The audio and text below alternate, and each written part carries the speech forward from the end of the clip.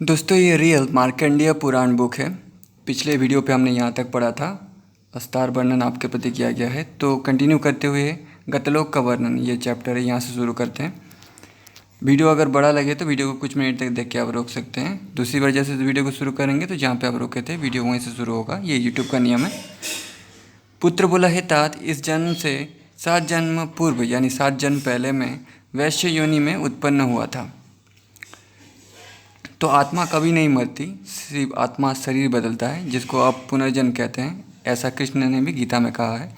जैसे कृष्ण को अपने पिछले जन्म याद था, वैसे ही ये पुत्र भी है जिसको पिछला जन्म याद है। और आज भी ये घटना होती है, आप न्यूज़ में पढ़ेंगे तो पता चलेगा, यूट्यूब में भी न्यूज़ के वीडियोज़ हैं। एक लड़के को 7 साल की उम्र में ही अभी के समय में पिछला जन्म याद आ गया। फिर माता पिता उस जगह पे गए विश्वास करके, तो उसको वही जगह मिला जो उसने कहा था। तो उसको पिछला जन्म का सारा एड्रेस, सारा कुछ याद था। तो इसमें कोई हैरानी की बात नहीं है। तब मैंने गौ को जल पीने से रोका था, यानी उस युग का धर्म अलग था, जल पीने से रोकना पाप था। हर युग का धर्म बदलता रहता है। उसी के फल से दारुण नरक को प्राप्त हुआ। वो नरक अग्नि की शिखाओं और लोहे के मुख वाले पक्षियों से परिपूर्ण थी। यंत्र में फेंके हुए जीवों के देह से निकले हुए रक्त के बहने से वहाँ कीचड़ रहता है, तथा यंत्र में पड़े हुए उन पापियों के आर्तनाद से वो नरक गूंजता रहता था। उसमें महापाप की पीड़ा से उत्पन्न पिपासापूर्वक मैंने से कुछ अधिक वर्ष व्यतीत किए। तभी एक दिन करम्ब बालू का वाले घड़े के बीच से प्रसन्नता पर ठंडी वायु चलने लगी। उसके स्पर्श से मेरी तथा अन्य वासियों की यंत्रणा मिट गई। उस समय हम सब स्वर्ग में रहने वालों के समान रमानंद का अनुभव करने लगे। हम प्रसन्नता से उत्पन्न हुए विस्मय के सहित इधर उधर देखने लगे। तभी हमें पास में ही एक श्रेष्ठ मनुष्य हमको दिखाई दिया। उस समय वज्र के समान दंड हाथ में लिए हुए एक भयंकर यमदूत उसे मार्ग दिखा रहा था। उस समय सभी प्राणी उसके दर्शन से सुखी होकर हाथ जोड़े वो बोले कि आप क्षण भर को यहाँ रुकें। आपके शरीर के साथ चलने वाला वायु हमें सुख दे रहा है। तब वो मनुष्य अनुग्रहपूर्वक हमारे पास ठहर गए। फिर उसने सैकड़ों कष्टों वाले नरक को देखा और अनुग्रह भरे हृदय से यमदूतों से कहने लगा। उसने कहा, हे यमदूतों, मैंने ऐसा कौन पाप किया है जिसके कारण मुझे इस अत्यंत भयानक नरक में लाया गया है? वो मुझे शीघ्र बताओ। मैं पितृकुल में पंडित कहा जाता था, इसलिए विदेह राज्य में प्रजा पालक था। चारों वर्णों को मैंने धर्मपूर्वक रक्षा की थी और सभी कार्य मनु के समान ही धर्म से किया था। मैंने अनेक यज्ञ के अनुष्ठान पूर्वक धर्मपूर्वक पृथ्वी का पालन किया था। मैंने युद्ध का त्याग कभी नहीं किया और कभी किसी अतिथि को विमुख नहीं किया। मैंने पितृदेव, ऋषि अथवा सेवकों को भी कभी दुखी नहीं किया तथा महापाप से तप्त और व्यास से आतुर प्राणियों की रक्षा में तत्पर सदा रहा हूँ। पर धन या पर नारी की कामना मैंने कभी नहीं की। जैसे गोए गोष्ठ में आती है, वैसे ही पूर्व काल में पितरगण और तिथिगण में देवगण मेरे यहाँ आते थे। जिस गृहस्थ के यहाँ से पितर या देवता विमुख होते हैं, उसके यज्ञ और पूर्व का विनाश हो जाता है, पूर्त का विनाश हो जाता है। पितरों के विमुख होने से 7 जन्म का संचित पुण्य तथा देवताओं के विमुख होने से 3 जन्म का एकत्र हुआ पुण्य नष्ट हो जाता है। इस कारण मैं पितरों और देवताओं के कार्य सदा रहता था, देवताओं के कार्य में सदा रहता था। फिर इस दारुण नरक को क्यों प्राप्त हुआ हूँ? कर्म फल की प्राप्ति। Next chapter. पुत्र बोला है तात, इस प्रकार उस पुरुष के प्रश्न करने पर यमदूत ने भयंकर होते हुए भी जिस नम्रता से उत्तर दिया उसे मैंने सुना। यमदूत ने कहा है, महाराज, आप सत्य कहते हैं, परंतु आपसे एक सामान्य पाप बन गया था, उसे आपको स्मरण कराता हूँ। आपकी एक पत्नी विदर्भ देश की थी, उसका नाम पबोरी था। आपने उसके ऋतुमती होने पर ऋतु को विफल किया था। आप उस समय कैकेयी देश की रानी सुशोभना के प्रति अत्यंत आसक्त थे, इसलिए ऋतुकाल का व्यतिक्रमण करने से आपको इस दारुण नरक की प्राप्ति हुई है। जैसे होमकाल में अग्नि आहुति की कामना करता है, वैसे ही प्रजापति ऋतुकाल में बीज की कामना करते हैं।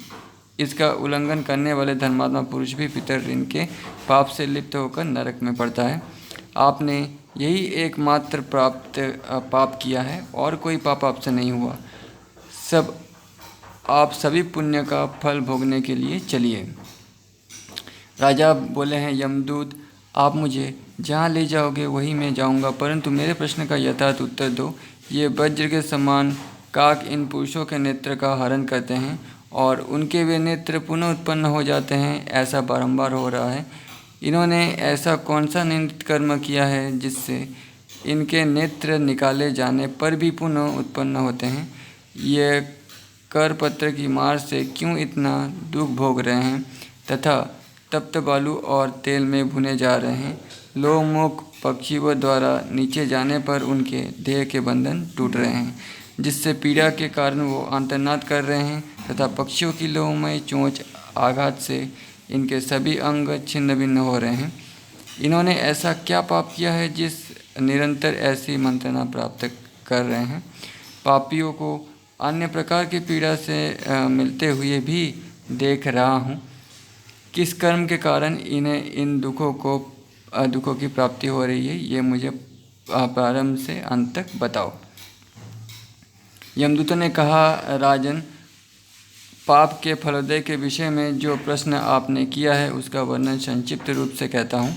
कर्मानुसार ही मनुष्यों को पाप पुण्य भोगने होते हैं।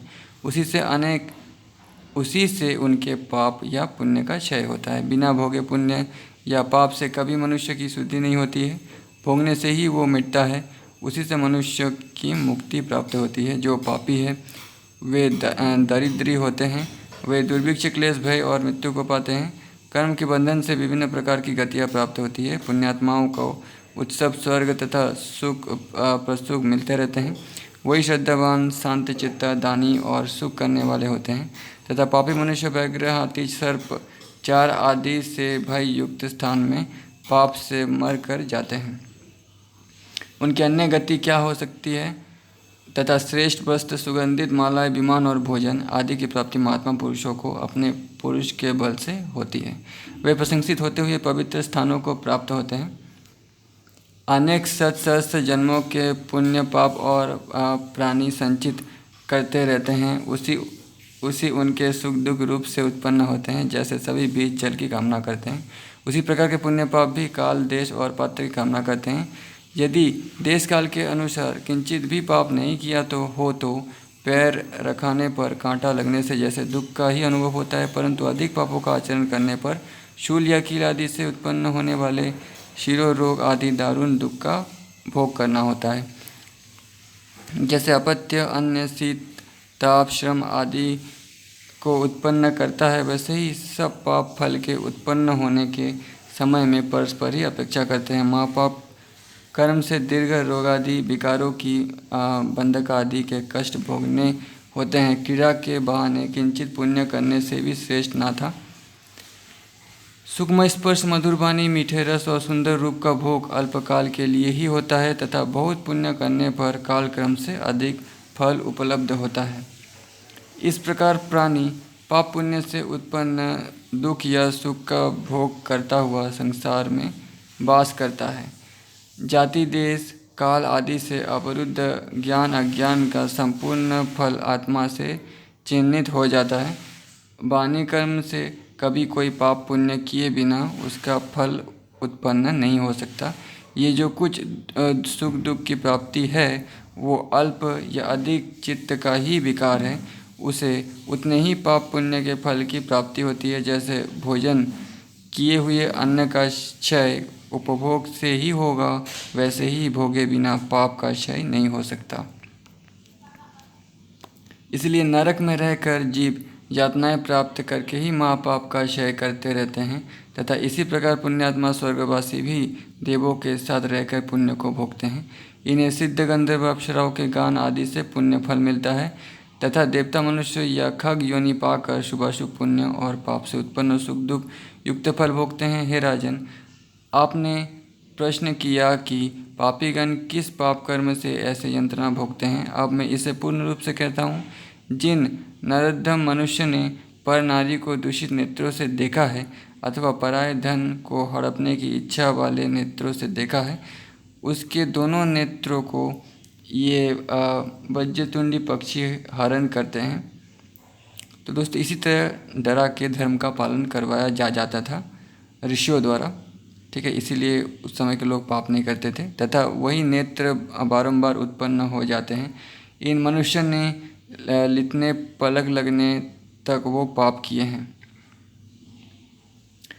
उतने ही सहस्त्र वर्ष ये इस नेत्र पीड़ा को प्राप्त करते रहेंगे, जिन्होंने शत्रु को भी ज्ञान दृष्टि का हरण करने के लिए अनन्यपूर्वक विपरीत शास्त्रोपदेश अथवा भ्रमांतक परामर्श दिए हैं या मिथ्या भाषण किया है। जिन्होंने वेद, देवता, ब्राह्मण और गुरुजनों की निंदा की है, ये वज्रतुंडी पक्षी उनकी जीभ को काटते हैं। जितनी बार ये पाप किया है उतने ही वर्ष उन्हें ऐसी मंत्रणा मिलती है। तथा जिन्होंने मित्रों में या पिता पुत्र में भेद डलवाया है अथवा याज्ञिक यजमान में, माता पुत्र में तथा पति पत्नी में मनमुटाव करवा दिया है, वे इस कर पत्र से आहत होते हैं। अथवा जो किसी को क्रोध दिलाते या किसी की प्रसन्नता को नष्ट करते हैं, जो ताड़ का पंखा या खास या चंदन हरण करते अथवा साधुओं को प्राणांतक पीड़ा देते हैं, वे पापी तप्तरेत में गिरकर पाप का फल पाते हैं। अथवा जो एक श्राद्ध में निमंत्रित होकर दूसरे के यहाँ भोजन करते हैं, उनको ये पक्षीगण व्यथित करते हैं।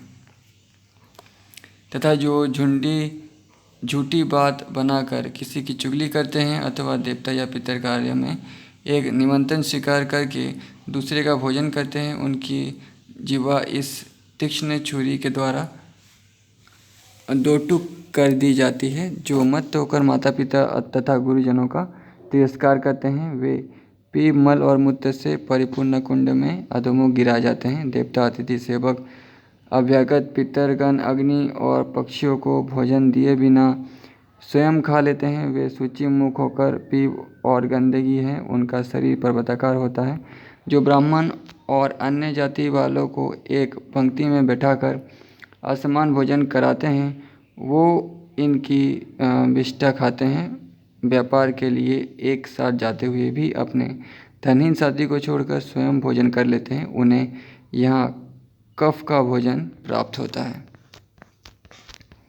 जिन्होंने उच्छिष्ट रहकर गो, ब्राह्मण या अग्नि का स्पर्श किया है, उनके हाथ अग्निकुंड में गिरकर दग्ध होते हैं। तथा उच्छिष्ट अवस्था में जिन्होंने सूर्य, चंद्र या तारागण के दर्शन किए हैं, उनके नेत्रों पर ये यमदूत अग्नि रखते हैं। जिन्होंने गो, ब्राह्मण, माता पिता, ज्येष्ठ भ्राता, भगिनी, अग्नि, वंश की बहन, गुरु अथवा वृद्ध ब्राह्मणों का स्पर्श पाद से किया है,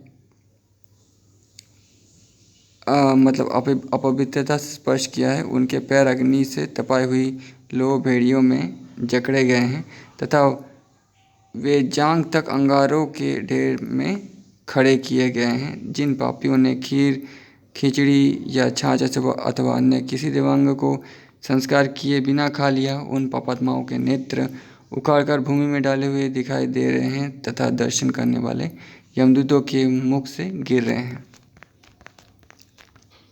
जो गुरु, देवता, ब्राह्मण और वेद की निंदा सुनकर उसका अनुमोदन करते हैं, अग्निवन के लोहे की काले यमदूत बारंबार उस विलाप करते हुए पापियों के कानों में घुमाते हैं। जिन्होंने देवालय, ब्राह्मण का गृह अथवा सभा भवन को लोभ अथवा क्रोध के वश होकर विध्वंस किया है, उनका चर्म तीक्ष्ण शास्त्रों के द्वारा शरीर यमदूत अलग करते हैं। तथा जो गो, ब्राह्मण और सूर्य के मार्ग में मनमूत्र का त्याग करते हैं, उन पापियों की सब बातें गुह द्वार से कौएं खींच लेते हैं। जो एक बार किसी को कन्या दान करके वही कन्या किसी दूसरे को देते हैं, उनको इस प्रकार टुकड़े टुकड़े करके खारी नदी में प्रवाहित किया जाता है। जो अन्य मनुष्यों का पोषण ना करके अपना ही करते हैं, दुर्भिक्ष या अन्य संकट काल पुत्र, सेवक, कलत्र और बंधु बांधव का त्याग करते हैं, यमदूत उसके मांस को काट काट कर उन्हीं के मुख में डालते हैं और वे क्षुधा हुए उसी को खाते हैं।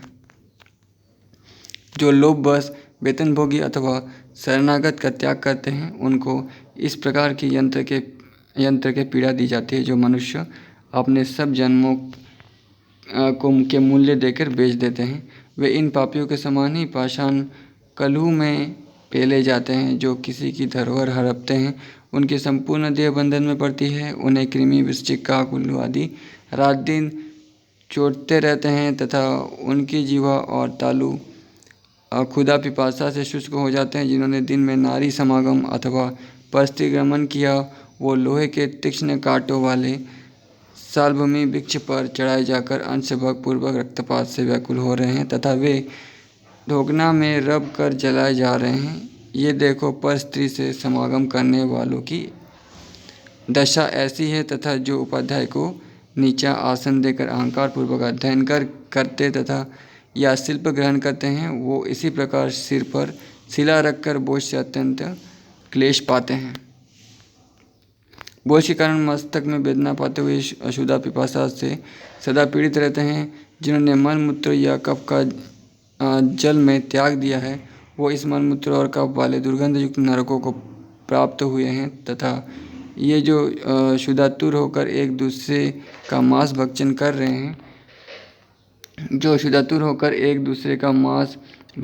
रहे हैं, उन्होंने आतिथ्य सत्कार पूर्वक भोजन नहीं किया था।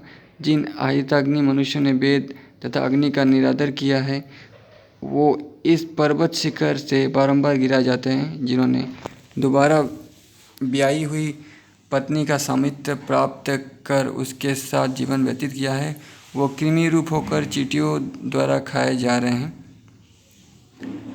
जिसने नीच पुरुष का दान ग्रहण अथवा सेवा या यजन किया है, वो पत्थर के भीतर होने वाला कीट होता है, जो अतिथि बंधुओं और भित्तों का तिरस्कार करे, मिष्टान्न का एकाकी भोजन करता है। वो यहाँ प्रज्वलित अंगार भक्षण करता है तथा इसकी पीठ के मांस को भयंकर भेड़िए भक्षण करते हैं।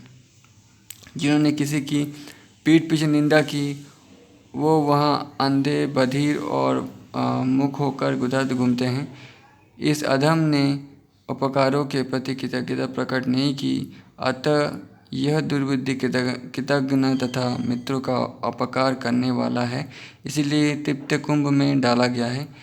ये घोर विलाप करता है, इसके पश्चात इसे पीसा जाएगा। फिर तृप्त बालू यंत्र पीड़ा को भोग असीपत्र नरक में खड़ग की धार से संतप्त होगा। फिर कालसूत्र नरक में अंग अंग का छेदन होगा। इस प्रकार अनेक विधि यंत्रणा भोग कर किस प्रकार इससे युक्त होगा, इसे मैं नहीं जानता। इन दुष्ट ब्राह्मणों ने परस्पर श्राद्ध भोजन किया था, इसलिए उन्हें सर्प के सर्वाग्र से निकाला हुआ फेन ही खाना पड़ता है। उसने सुवर्ण की चोरी की है, ये ब्रह्म हत्यारा है। इसने मद्यपान किया है, इसने गुरु पत्नी का अपहरण किया है, इसलिए ये घरों चारों ओर से प्रज्वलित अग्नि में दग्ध किया जाते हैं। यहाँ हजारों वर्ष रहकर फिर कुष्ठ, क्षय आदि रोगों से युक्त मनुष्य देह प्राप्त कर प्राण त्याग करके पुनः नरक में जाते हैं। इसी प्रकार बारंबार जन्म मरण को प्राप्त होते हुए कर्म के अंत तक दुख भोगते हैं। गो हत्या या दूसरे पाप उपपातक करने से 3 जन्म तक नीचे से भी नीचे नरक भोगते होते हैं, इससे संदेह नहीं है। अब वो वर्णन करता हूँ जिस प्रकार नरक में पड़े हुए जीव जिस योनि में जाते हैं। ये सब कर्म का फल है, लेकिन कर्म करके भी आपको कोई बुरा फल नहीं मिलेगा, ये गीता में कृष्ण ने कहा है। उसके हिसाब से अगर चलेंगे तो ये नहीं होगा, इसलिए कृष्ण का जीवन, कृष्ण की गीता सबसे बेस्ट है। नेक्स्ट चैप्टर हम लोग अगले वीडियो में पढ़ेंगे, ठीक है। ये वीडियो बहुत बड़ा हो गया है, तब तक के लिए धन्यवाद।